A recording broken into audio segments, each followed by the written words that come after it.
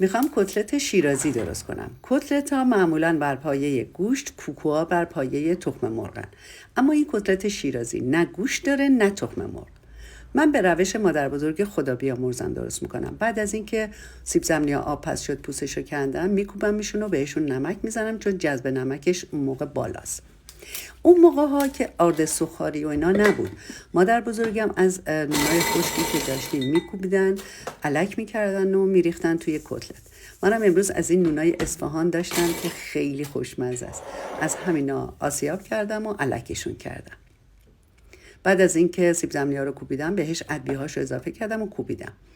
و 1 لیوانم از اون آردی که درست کرده بودم، آرد نون، بهش زدم. اگر احساس کردین سفته، میتونید یه مقدار کمی آب و یه کمی هم روغن بهش بزنید تا به این بافت خمیری برسه.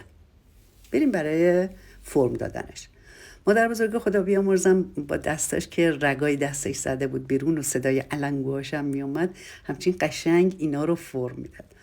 شیرازی ها به همین شکل درست میکنن که دو طرفش تیزه و یک برش خیلی سطحی هم روش میدن به خاطر مغز پخت شدنش. ولی مادر بزرگ من این شکلی درست میکرد که من خیلی دوست دارم، شبیه نون سنگک میشد.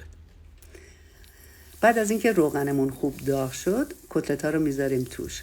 در جریان این دیگه مامانا دستاشون نمیسوزه تو روغن. قشنگ هر دو طرفش رو سرخ میکنیم.